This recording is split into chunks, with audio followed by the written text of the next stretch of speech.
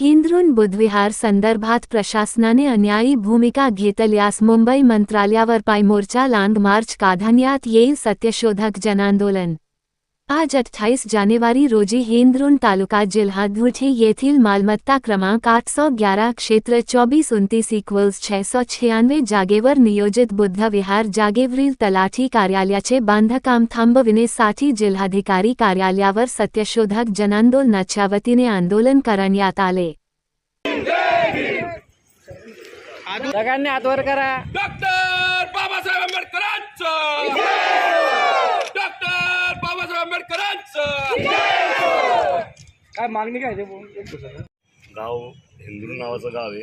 या हिंद्रून गावामध्ये 2015 साली ग्रामसभेनं ठराव केला होता आणि कोंडवाड्याची जमीन बुद्ध विहाराला द्यायचं ठरवलं होतं.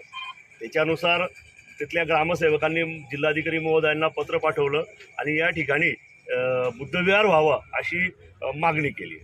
पण गेल्या काही दिवसामध्ये हे उलटं चक्र व्हायला लागलं आणि 26 जानेवारीच्या दिवशी तिथं काही लोक आले आणि म्हणे इथं तलाठी कार्यालय बांधायचं आहे आणि त्यांनी तलाठी कार्यालय बांधकामाचं भूमिपूजन केलं.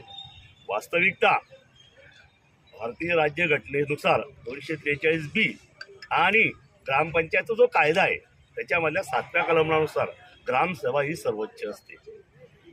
अधिकारांचं जे विकेंद्रीकरण आहे ते ग्रामपंचायत म्हणजे पंचायत राज्य आलं ते अधिकारांचं विकेंद्रीकरण करण्यासाठी आलं. तर हे विकेंद्रीकरणाच्या अंतर्गत ग्रामसभेला सर्वात जास्त अधिकार दिले. ज्या ग्रामसभेमध्ये सर्व गावातले लोक एकत्र येतात आणि आपल्या हिताचा विचार करतात अशा ग्रामसभेत झालेला जो निर्णय बुद्धविहार बांधण्याचा तो निर्णय पलटूच कसं काय शकतो. दुसरी एखादी ग्रामसभा घेऊन त्या विषयांतर होऊ शकतं, परंतु तसं करण्यात आलेलं नाही. कुठल्याही प्रकारची आम्हाला सूचना देण्यात आलेली आहे तिथल्या गावकऱ्यांना की आम्ही इथं काय करणार आहोत. वास्तविकता सूचना देणं आवश्यक होतं किंवा नवीन एखादी ठराव करणं आवश्यक होतं. हे सगळं जे बेकायदेशीर काम चाललेलं आहे ते बेकायदेशीर काम कुणाच्या तरी इशाऱ्यावरनं चाललेलं आहे.